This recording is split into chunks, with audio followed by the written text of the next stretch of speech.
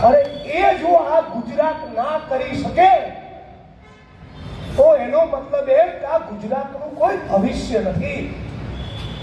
આદિવાસી સમાજ પર થતા અત્યાચારની નેતરમાં જો અનંત પટેલે જ બોલવાનું હોય અને હિમાંશુભાઈ, જિગ્નેશભાઈ અને લાલજીભાઈ ચૂપ રહેવાના હોય તો એનો મતલબ એમ કે ડોક્ટર ભીમરાવ બાબા સાહેબ આંબેડકર અને એમના સંવિધાનને સમજી શક્યો નથી। દલિતો પર થતા, દેવી પૂજક રાવણ, કોળી, ઠાકોર ઉપર થતા અત્યાચારની નેતરમાં જો હિમાંશુ પટેલ બોલવાના ના હોય તો એનો મતલબ એમ અમે બંને દેશના બંધારણને સમજી શક્યા નથી। એ જ પ્રમાણે આ જે સરદાર વલ્લભભાઈ પટેલનું અપમાન કર્યું છે એ અખિલ ગુજરાત અને અખિલ ભારતનું અપમાન છે અને આ અપમાનનો બદલો લેવા માટે આપણે બધાએ કટિબદ્ધ થવું જોઈએ।